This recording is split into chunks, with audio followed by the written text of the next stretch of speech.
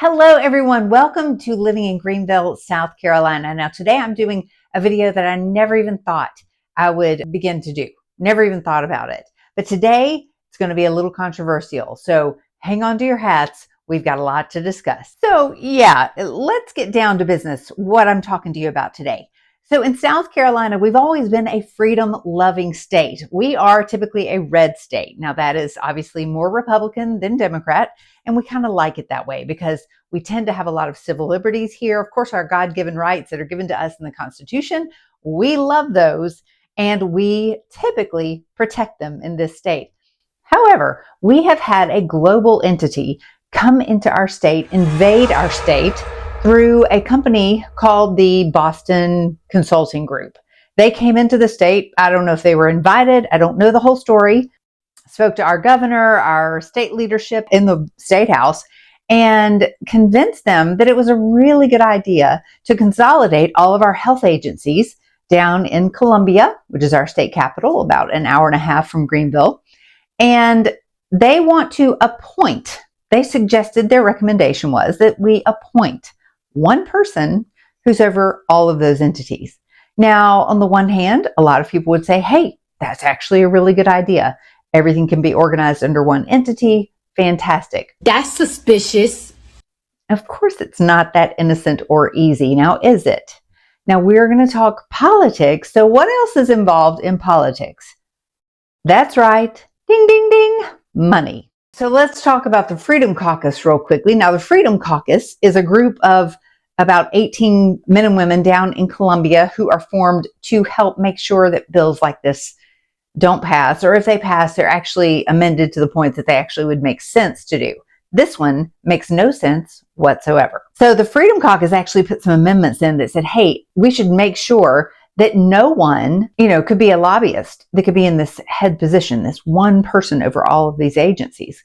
Well, that was voted down. Now we're going back to February, as long as February of this year, 2024. We're now in June. This is June 4th today. Tomorrow is a crucial day. This is why I'm coming to you today on this video.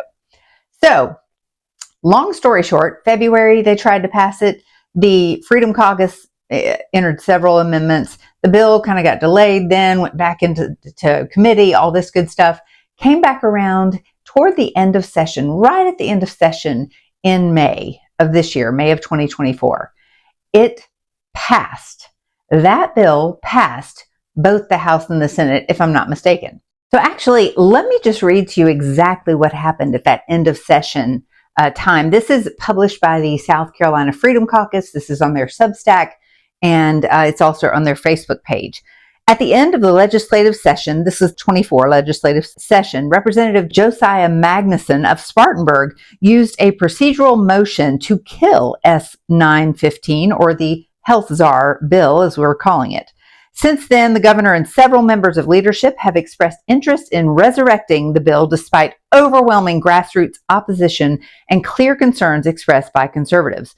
We felt it was important to communicate once again what our objections are to the bill and what are some potential solutions that could make the bill better. Now, they sent a letter to Senator Tom Davis, who was the author of the bill, and the SC House leadership. The S-915, the Healthcare Agency Restructuring Bill, is a byproduct of a piece of legislation passed last year dealing with the dividing DHEC into two separate entities. The South Carolina Freedom Caucus voiced opinion to the bill based on 4 different factors. Number 1, the bill was unwieldy at over 200 pages long and included no protection of the cost to taxpayers. So they have no budget for this position whatsoever. Nothing's in place still. Number 2, the bill would put into the hands of one person, either the governor or an unelected bureaucrat, the authority to compel sheriffs to enforce mandates and quarantines. Unless it got changed, I think it also includes the National Guard. The National Guard, the military in our state, and sheriffs, law enforcement. Unbelievable. To enforce the mandates and the quarantines, there were no checks and balances proposed or qualifications listed for this new position.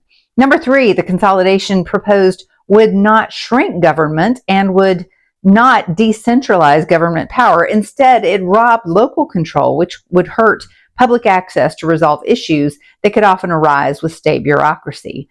Number 4, the bill ignored the issues raised by conservatives as it regards DHEC and public health. Now, DHEC, by the way, for those of you who don't know, Department of Health and Environmental Control here in South Carolina. Okay, so going back to that, it did not include any provisions or language that would protect and promote medical freedom. Now, in our state, we like medical freedom. We like health freedom. We like freedom in South Carolina. The South Carolina Freedom Caucus proposed 4 major solutions to these concerns. Number 1, divide the single bill into multiple smaller bills to ensure legislators can actually see the accurate fiscal projection for each agency transition. Number 2, provide clear language to the state that no government employee or elected official can compel sheriffs to violate the Constitution of the United States via government-imposed lockdowns, mandates, or quarantines, and that an official who does so can be removed by a simple majority vote of the legislature. I think that one is crucial. I think anyone having control over any U.S. citizen, any American, to tell them that they have to quarantine or they have to do this or something or be arrested for whatever, out of control. Government out of control, in my opinion. Number 3, conduct a forensic audit to determine where cuts can be made within the scope of the new department to ensure consolidation does shrink the size and scope of the government and include language that will empower local control over centralized power in the hands of the sole state employee. Number 4, legislation like S975, H4246, H4546, and H4907 that limit state emergency powers and promote and protect an individual's right to medical freedom. So we believe the issue is too important to rush through in the next month with a special session. Further, S915 is massively unpopular. It would be an insult to the people of South Carolina to pass it now with such broad opposition. Instead, we request that public hearings be held across the state in the off-season to hear from people who will be impacted from proposed changes, which would be every citizen of this state. So we all need to be concerned about this. If House and Senate leadership do not schedule public hearings on this issue, we plan to host them ourselves. So that is our Freedom Caucus. These are some guys and some men and women who are fighting for our freedom, our civil liberties, and our rights in the State House and the Senate of South Carolina. And we appreciate them so much and their efforts. That being said, what else is involved with politics? When politics come into play, or procedures like this, or bills like this might be passed, what else could be happening? You guessed it, money. So somehow there's some money involved in this. People are benefiting from this.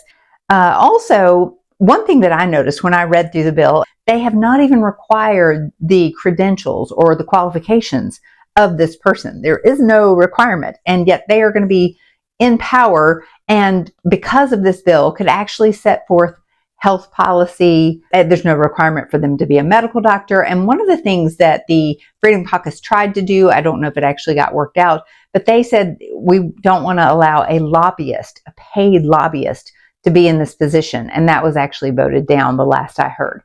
So a little bit of good news. The Freedom Caucus, like I say, actually canned this bill right at the end of the session in May. We were elated.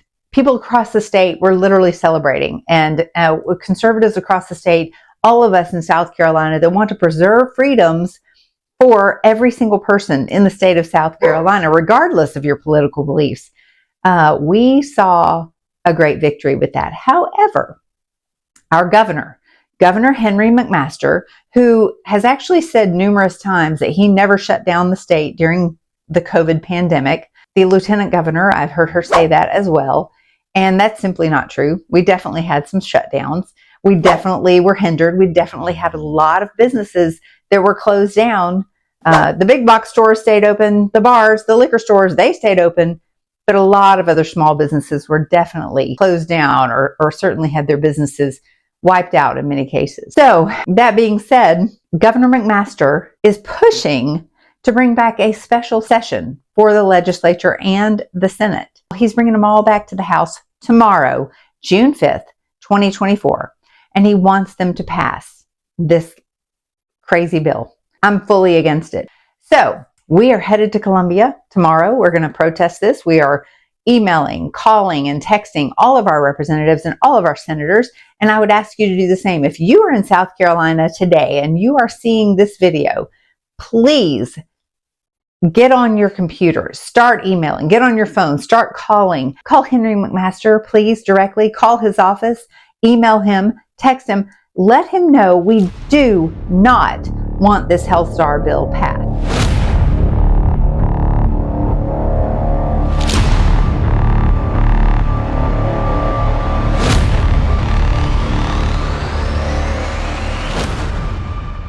Hi everyone, Tammy Allen coming to you again in front of the beautiful Capitol building here in Columbia, South Carolina. And I just wanted to say that we had a great day today. That bill was dead back in May when the Freedom Caucus killed that bill. We are very grateful, and it was not brought back up today. So our efforts here today were not in vain. We showed up. We were a part of this process. We let them know that it was not good. We spoke to numerous senators and several of the legislators. So it just goes to show you that you can have a voice in your local community as well, especially in local politics.